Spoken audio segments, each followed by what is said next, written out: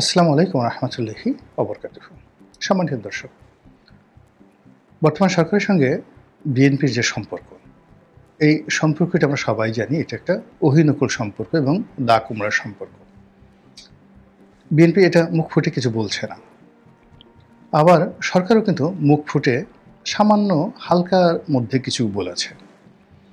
কিন্তু দিনান্তে সরকার তার আত্মরক্ষার জন্যে, সরকার তার সেফ এক্সিটের জন্যে অথবা দেশ পরিচালনার জন্য যখনই বিএনপির নিকট হাত বাড়িয়েছে, সহযোগিতার হাত বাড়িয়েছে, উল্টো হয়ে গেল। সহযোগিতার হাত না, ঠিক সরকার যখন বিএনপির নিকট সাহায্য এবং সহযোগিতা চেয়ে হাত বাড়িয়েছে, একটি বারের জন্য কিন্তু বিএনপি সরকারকে কখনোই নিরাশ করেনি।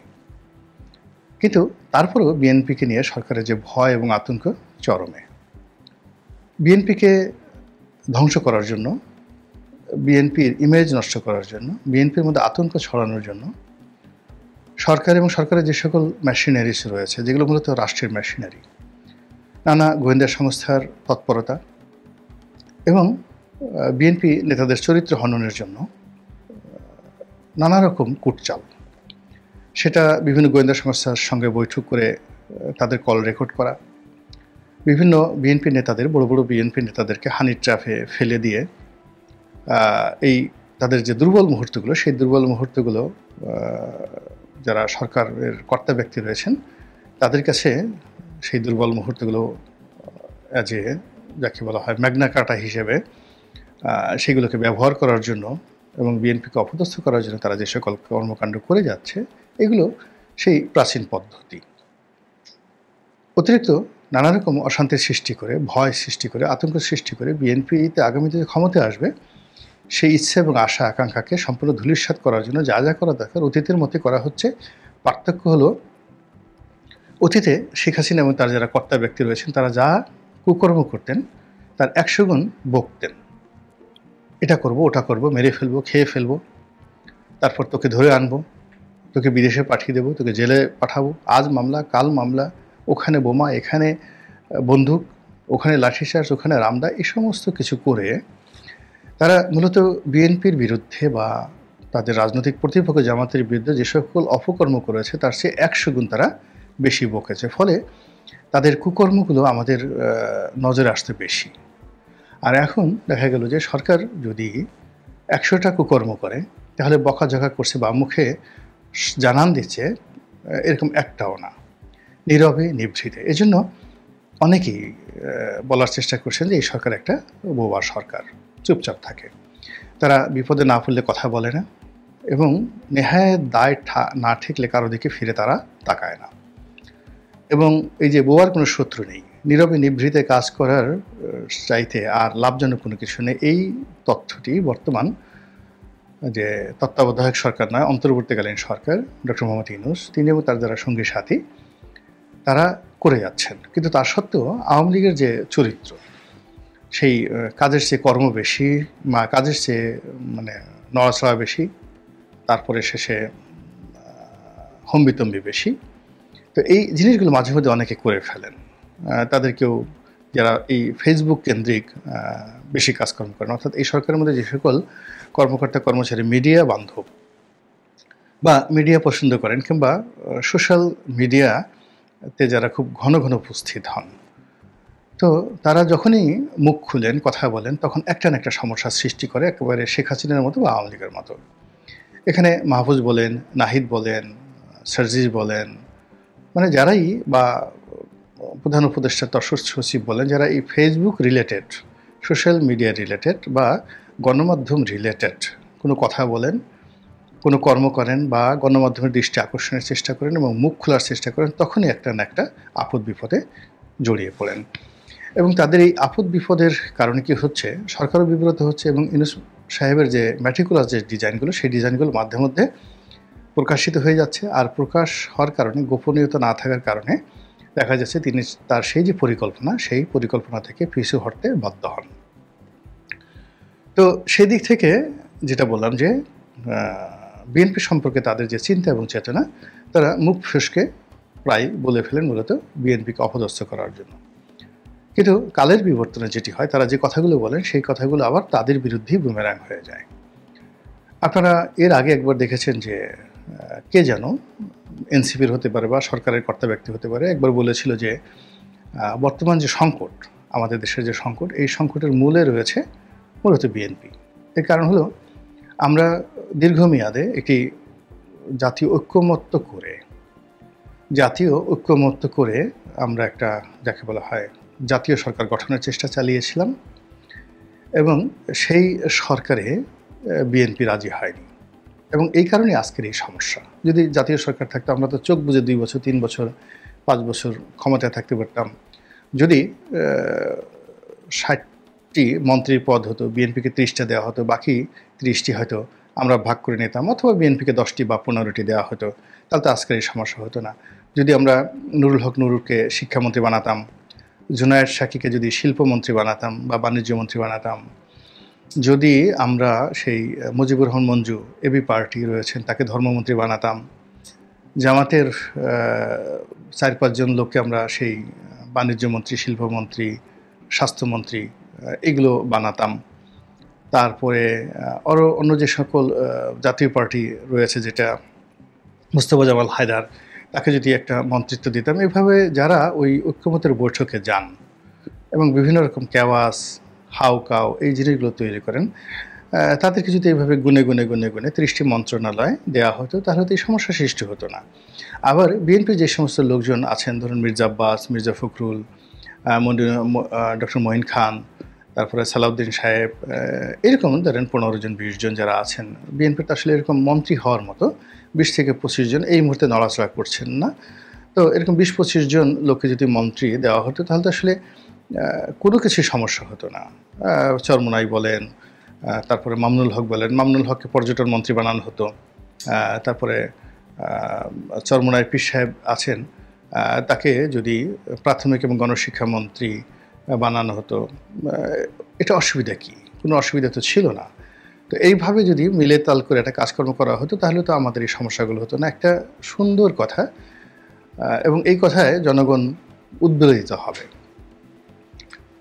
কিন্তু এই বক্তব্য কে যেন দিয়েছিলেন এই ঘটনার পরে কয়েক মাস চলে গেছে। এই কয়েক মাসে সরকারের যে মুখোশ উন্মোচিত হয়েছে, সরকারের যারা কর্তা ব্যক্তি উপদেষ্টা মণ্ডলীতে রয়েছেন, তাদের যে মুখোশ উন্মোচিত হয়েছে, এতে করে যে ঘটনা হলো, বিএনপি যে জাতীয় সরকারে যোগদান করেনি, এটা আমার কাছে মনে হয়েছে একটা স্মার্ট ডিসিশন। কিন্তু যখন এই ডক্টর মোহাম্মদ ইউনূসের পক্ষ থেকে বা তার সরকারের পক্ষ থেকে কে যেন বলেছিল, অথবা এনসিপির পক্ষ থেকে, যে আমরা বিএনপিকে বলেছিলাম জাতীয় সরকারের জন্য, কিন্তু বিএনপি সেটাতে রাজি হয়নি, তখন আমার নিজের মধ্যে একটা কিন্তু কনফিউশন তৈরি হয়েছিল যে আসলে কি ঘটনাটা সত্য কিনা, বা বিএনপি বা তারেক রহমান সাহেব এই কাজটা কেন করলেন। কিন্তু এখন যেটা মনে হচ্ছে যে বিএনপি যদি এই কাজটি করতো, তাহলে এই সময়টিতে যা কিছু হচ্ছে সরকার তার সকল দায় দায়িত্ব বিএনপির কাঁধে চাপিয়ে তারা নিশ্চিন্তে নাকে তেল দিয়ে ঘুমাতে পারত, এবং বিএনপিকে ফাঁসির মঞ্চে উঠিয়ে দিয়ে তারা বাংলাদেশ থেকে নিরাপদে নিশ্চিন্তে তারা চলে যেতে পারত। আশরাফ থানির মতো বা অন্য যারা আফগানিস্তানে যে সকল লোক আমেরিকান তাবেদার ছিলেন, তাদের মতো করে একটা তাবেদারও কিন্তু ধরা পড়েনি। আমেরিকাও তাদেরকে নিয়ে গেছে, আর তারাও নিশ্চিন্তে সেখানে প্লেনে করে চলে যেতে পেরেছে। কিন্তু বিএনপির নেতাকর্মীর সংখ্যা এত বেশি, তারা আসলে এই দেশে কয়জন যেতে পারত? এক তারেক রহমান সাহেব আছেন, তারপরে মোসাদ্দেক আলী ফালু, তারপরে গিয়াসউদ্দিন আল মামুন, যারা জিয়া পরিবারের এবং তারেক জিয়ার সঙ্গে তার ঘনিষ্ঠ সম্পর্ক। তো ফালু সাহেব তো দেশের বাইরে ছিলেন, একবার দুবার জেলে গেছেন। তারপরে সেই বিএনপির খুব প্রভাবশালী ব্যবসায়ী নেতা আব্দুল আল মিন্টু একবার দুবার জেলে গেছেন, কিন্তু তিনি তার ওয়েল কানেকশন, তিনি সুন্দরভাবে বের হয়ে আসতে পেরেছেন। আর বাকি যারা আছেন এখন নড়াচড়া করছেন, যারা বেশিরভাগ সময় জেলে কাটিয়েছেন, তো এরকম কিছু লোক আছেন যারা খুব বুদ্ধিমান, প্রজ্ঞাবান, সফল, কৌশলী, তারা হয়তো এই রক্ষা পাবেন বা তারা হয়তো বেঁচে থাকবেন যদি বিএনপির কোনো বিপদ আবার আসে। কিন্তু বিএনপির যারা সাধারণ আমজনতা, বিএনপির যারা সাধারণ নেতা এবং কর্মী, তারা কিন্তু আগের যে কোনো সময়ের চেয়ে আরও 100 গুণ বেশি বিপদে পড়বেন। এবং এই রাজনৈতিক যে বিরোধ, এটা যে কতটা নির্মম, আমি বিভিন্ন অ্যাঙ্গেলে দেখেছি। যেমন আমি ২০০১ থেকে ২০০৬ এই সময়টিতে বিএনপির জামানাতে একজন মনোনয়ন প্রত্যাশী ছিলাম। সেই মনোনয়ন প্রত্যাশী হিসেবে বিএনপির যে যন্ত্রণা, হাওয়া ভবনের যে যন্ত্রণা একজন ব্যবসায়ী হিসেবে, তারপর তাদের যে রাজনীতির প্রতিপক্ষের উপর তাদের যে দমন পীড়ন ২০০১ থেকে ৬ পর্যন্ত, আমি এটা ভুলতে পারবো না। I cannot forget.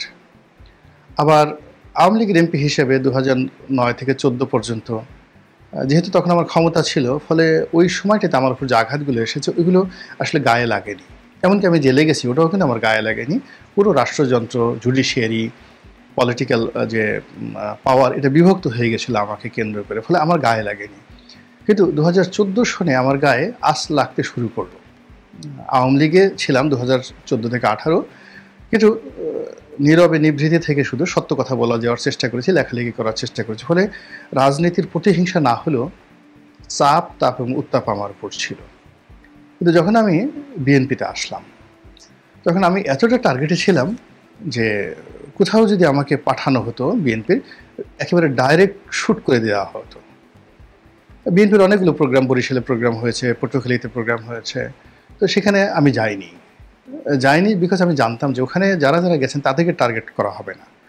আমাকে দেখলেই পটুয়াখালীর যারা আওয়ামী লীগের লোকজন, ছাত্রলীগের লোকজন, যুবলীগের লোকজন, বরিশালের লোকজন, কিংবা আমার যে ইমেজগুলো আছে সেই ইমেজ দিয়ে যদি আমি বিএনপির যে কোনো প্রোগ্রামে সারা বাংলাদেশে যেতাম, বিএনপি নেতাকর্মীদের মধ্যে ওই সময়টাতে দারুণ একটা, যাকে বলা হয়,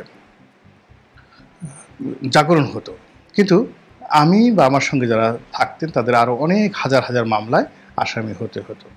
তো এই জিনিসগুলো যেহেতু আমার অভিজ্ঞতার কারণে আমি কি করলাম যে আওয়ামী লীগ যেই জায়গাটা করতে পারে, যে জিনিসগুলো করতে পারে, সেখানে আমি যাব না। বরং আওয়ামী লীগ যেটা করতে পারে না, আওয়ামী লীগ একটা বিকল্প চিন্তা করতে পারে না, সুন্দরভাবে লিখতে পারে না, তাদের দোষ ত্রুটি ঢাকার জন্য তারা একটা ন্যারেটিভ তৈরি করতে পারে না। তো ওই জায়গাগুলোতে আমি সেই 2019 থেকে একেবারে আজকের দিন পর্যন্ত যেভাবে কাজ করে যাচ্ছি, ওই কাজের ফলে কী হলো, আওয়ামী লীগের শীর্ষ মহল যতটুকু পেরেছে আমাকে শারীরিকভাবে আঘাত করতে পারেনি, ওভাবে মামলা মোকদ্দমা দিতে পারেনি, কিন্তু আমাকে শেষ করে দেওয়ার জন্য যা যা করার সব কিছু করেছে। আমার বাড়ি ভেঙে দিয়েছে, গাড়ি ভেঙে দিয়েছে, মিল কলকারখানা, ব্যবসা বাণিজ্য তছনছ হয়ে গেছে। তো এইরকম মানে বিএনপির যারা আমার মতো হাজার হাজার নেতাকর্মী রয়েছেন, যাকে যেভাবে পেরেছে প্রতিপক্ষ মামলা দিয়েছে, মার দিয়েছে, বাড়িঘর পুড়িয়েছে, যার যার মতো ক্ষতিগ্রস্ত হয়নি এমন কম লোক রয়েছেন। কিন্তু যারা বিদেশে গেছে, নিরাপদে থেকেছেন, এমনকি যারা জেলে গিয়ে জেল থেকে বের হননি, যারা দুবাই ছিলেন, ব্যাংকক ছিলেন, সিঙ্গাপুর ছিলেন, যারা এখন সুন্দরভাবে চলে এসেছেন, মূলত আসলে তারা একটা সেফ জোনে থেকে যে কাজগুলো করেছেন, আর আমরা যারা বাংলাদেশে একেবারে রাক্ষস খক্ষসের মুখের মধ্যে থেকে যে কথাগুলো বলেছি, এটা এত সহজ বিষয় ছিল না। কিন্তু এই যে যদি জাতীয় সরকার হতো, তো জাতীয় সরকার হওয়ার পরে কী হতো যে বিএনপির এখন যে অবশিষ্ট ক্ষমতাগুলো রয়েছে সেই ক্ষমতাটাগুলো শেষ হয়ে যেত ফ্রাস্ট্রেশনে। ২ নম্বর হলো যে বিএনপির যে সকল ধড়িবাজ লোকজন রয়েছেন, মন্দর লোক রয়েছেন, তারা এই গত 11 মাসে যে কাজকর্ম করছেন তার চেয়ে আরও 100 গুণ বেশি খারাপ কাজ করতেন।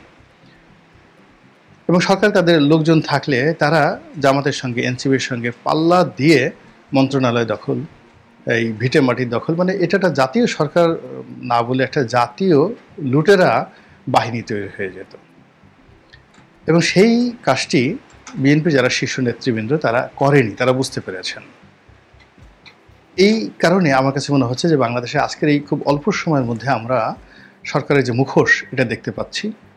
এখানে যারা অনেক লোক রয়েছেন তারা যে সকল কর্মকাণ্ড করছেন, এই সকল কর্মকাণ্ড তারা যে করতে পারে না, আমরা 1 বছর আগে আমাদেরকে মেরে ফেলে আমরা বিশ্বাস করতাম না, অথচ এখন একেবারে দালিলিক প্রমাণ, এই লোক এই অপকর্ম করেছে, এত টাকা মেরেছে, এত সুযোগ নিয়েছে, সুবিধা নিয়েছে, এই চক্রান্ত করেছে, ইত্যাদি ইত্যাদি নানা রকম কথা এখন আমাদের কাছে যেটা দালিলিক প্রমাণ সহ সামনে হাজির হয়ে যাচ্ছে, যে কথাগুলো বললে আমরা কখনো বিশ্বাস করতে পারতাম না। এবং এই জন্য সংগতির কারণে বিএনপির যারা শীর্ষ নেতৃত্ব রয়েছে তাদেরকে ধন্যবাদ দিতে হবে। তা না হলে এই আপদ, এই বিপদ যদি 5 বছর চলতো, 5 বছর চলার পরে পুরো দেশের যে স্ট্রাকচার রয়েছে, এখন ধরেন আমরা আমেরিকার ভয় পাচ্ছি, আমেরিকা সৈন্য পাঠাবে, সেন্ট মার্টিন নিয়ে যাবে, ইত্যাদি ইত্যাদি।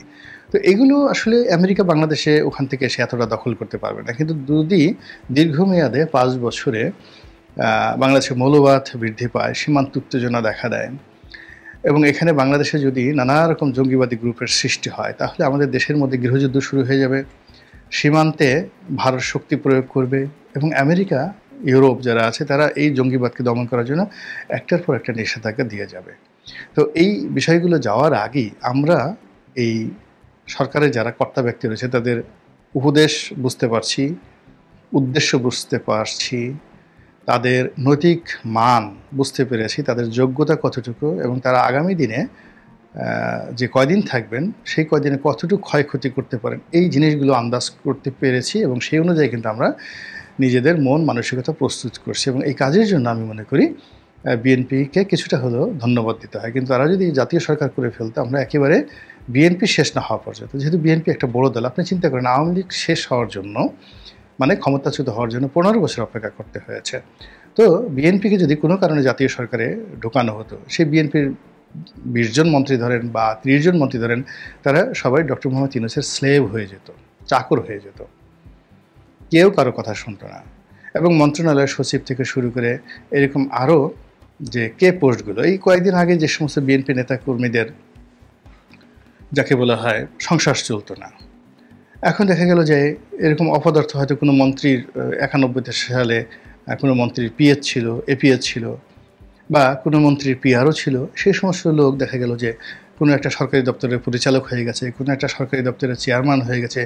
এবং অবাক করার ব্যাপার হলো যে এই সমস্ত লোকজন মানে সাধারণত যারা সফল জীবনে, মানে তাদের গত 15 বছরে তাদের ধারে কাছে কখনো আসেনি। এই সমস্ত লোকজন যে বিএনপি করে এটা আমরা ভুলেই গিয়েছিলাম। মানে তারা তাদের সেই জীবন জীবিকার জন্য খালি নানা রকম কথাবার্তা বলতো। কিন্তু কি হলো, এই যখন একটা প্রেক্ষাপট তৈরি হলো, এটা কি ইউনূস সাহেবের সঙ্গে যোগাযোগ করে নাকি নাহিদের সাথে যোগাযোগ করে কীভাবে যে তারা পদ পদবি বাগিয়ে দিয়েছে, বিশ্বাস করেন শত শত, সেটা স্কুলের গভর্নিং বডি বলেন, কলেজের গভর্নিং বডি বলেন, বিশ্ববিদ্যালয়ের সিন্ডিকেট মেম্বার বলেন, ব্যাংকের পরিচালক বলেন, এই হাজার হাজার যে সরকারি পদগুলো রয়েছে যেগুলো রাজনৈতিকভাবে পূরণ করা হয়, বিভিন্ন কর্পোরেশনের যে সকল বোর্ড অফ ডিরেক্টর রয়েছে, সব জায়গা থেকে দেখেন বিএনপির লোক কীভাবে ঢুকে গেছে। এবং তারা ঢুকে যে লোক সিএনজি চালাতে পারতো না, এখন সে পাঁজরে নিয়ে ঘুরছে, বউকে নিয়ে ঘুরছে, ছেলে মেয়েকে নিয়ে ঘুরছে, বিভিন্ন সরকারি গেস্ট হাউসে গিয়ে উঠছে। তো এই লোকগুলো যখন 5 বছর মেয়াদে এই সুযোগ সুবিধাটা পেত এবং যদি সরকার তাদের লোক থাকতো, তাহলে এই পুরো সেক্টরটা বিএনপির দখল হয়ে যেত। এবং যারা এই দখল করতো তারা তারেক রহমান সাহেবকে নিয়ে চিন্তা করতো না, যেভাবে অতীতে করেনি। তারা বেগম জিয়া মরে গেলেন না বেঁচে থাকলেন এটা নিয়ে কোনো চিন্তা করতেন না। তারা চিন্তা করতেন যে এখন যেভাবে আছি এভাবে থাকুক এবং ইউনূস সাহেব আমাদের একেবারে বলা হয় যে প্রভু, আমাদের লিডার, আমাদের আলা হজরত, তিনি যা বলবেন সেটাই জিন্দাবাদ। এবং বিএনপির একটা বিরাট টপ যদি এরকম 4-5 হাজার লোক এর সঙ্গে জড়িত হতো এবং বিএনপির জাতীয় সরকার হওয়ার সাথে সাথে আপনি দেখতেন যে 2025 সনের জানুয়ারি ফেব্রুয়ারি মাসে, 2025-এর মানে এই চলতি মাসে জানুয়ারি ফেব্রুয়ারি মাসে স্থানীয় সরকার নির্বাচন হয়ে যেত এবং সমস্ত পৌরসভা থেকে শুরু করে যারা এই বিএনপির লোকজন হতেন, চেয়ারম্যান, মেম্বার, পৌরসভার মেয়র, তারাও ডক্টর মোহাম্মদ ইউনূসের চাকর বাকর হয়ে যেত এবং সবাই মিলে গণশত্রুতে পরিণত করত তারেক রহমান সাহেবকে, যে এই লোকটা দেশের শত্রু। বেগম জিয়াকে তারা শেখ হাসিনার পর্যায়ে তারা নামিয়ে নিয়ে আসতো। আর এখন যেটা হচ্ছে, এই বিএনপির যারা শীর্ষ নেতৃত্ব তাদের বুদ্ধিমত্তার কারণে এখন এই সরকারের স্বরূপ, বিএনপির যে অবস্থা, এটা অন্তত অনুধাবন করার শক্তি বিএনপির নেতাকর্মীদের মধ্যে চলে এসেছে।